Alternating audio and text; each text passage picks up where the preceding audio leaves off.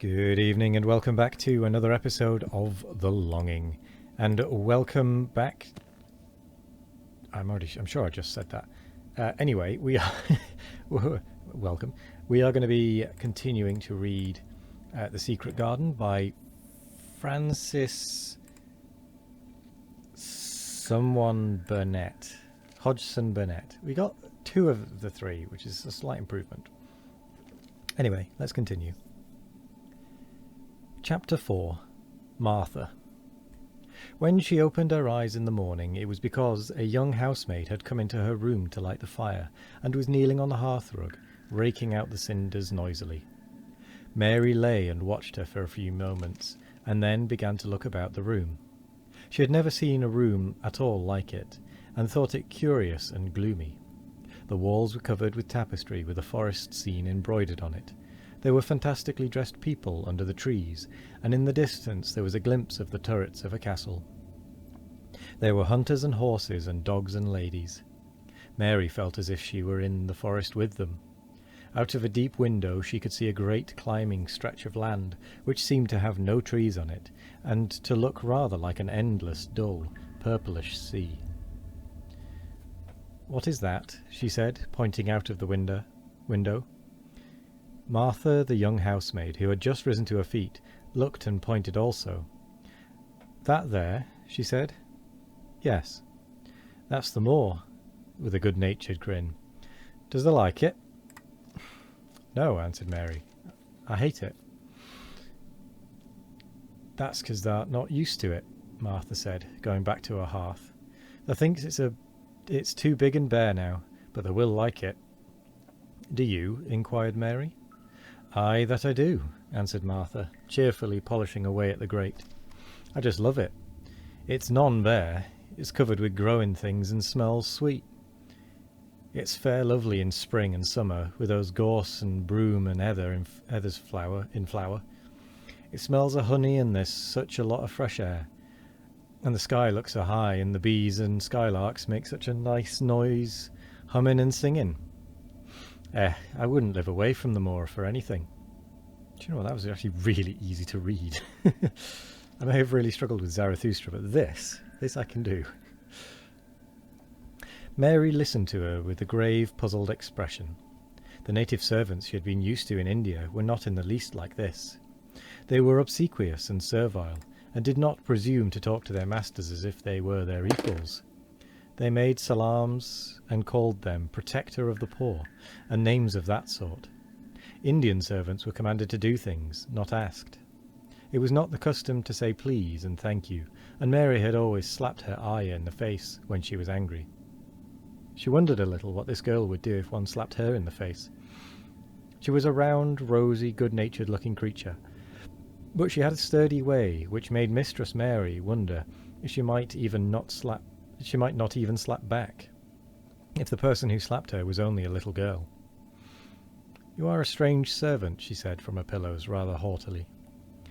Martha sat up on her heels, with a blackening brush in her hand, and laughed, without seeming the least out of temper. I know that," she said. "If there was a grand missus at Misselthwaite, I should never have been one of the under-housemaids. I might have been let to be scullery maid, but I'd never have been let upstairs. I'm too common and I talk too much Yorkshire. But this is a funny house, for all it's so grand. Seems like there's neither master nor mistress except Mr. Pitcher and Mrs. Medlock. Mr. Craven, he won't be troubled about anything when he's here, and he's nearly always away. Mrs. Medlock gave me the place out of kindness. She told me she could never have done it if Misselthwaite had been like other big houses." "Are you going to be my servant?" Mary asked, still in her imperious little Indian way. Martha began to scrub her grate again. "I'm Mrs. Medlock's servant," she said, stoutly, "and she's Mr. Craven's. But I'm to do the housemaid's work up here, and wait on you a bit, but you won't need much waiting on." "Who's going to dress me?" demanded Mary. Martha sat up on her heels again and stared. She spoke in broad Yorkshire in her amazement. "Canna the dress this then?" she said. What do you mean? I don't understand your language, said Mary. Ah, I forgot, Martha said. Mrs. Medlock told me I'd have to be careful or you wouldn't know what I was saying. I mean, can't you put on your own clothes? No, answered Mary, quite indignantly. I never did in my life. My ayah dressed me, of course.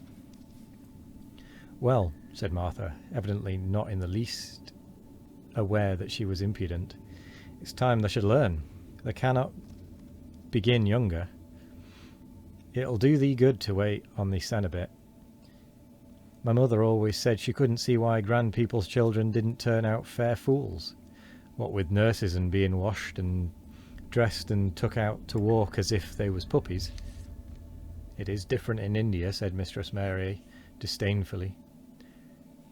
She could scarcely stand this. But Martha was not at all crushed. I can see it's different, she answered almost sympathetically. I dare say it's because there's such a lot of... I do not like this sentence. Such a lot of blacks there instead of respectable white people. When I heard you was coming from India, I thought you was black too. Mary sat up in bed furious. What? She said. What? You thought I was a native? You daughter of a pig. Martha stared and looked hot. I will say, this is definitely a book of its time. Who are you calling names? She said. You needn't be so vexed. That's not the way for a young lady to talk. Nothing against the blacks. When you read about them in tracts, they're always very religious.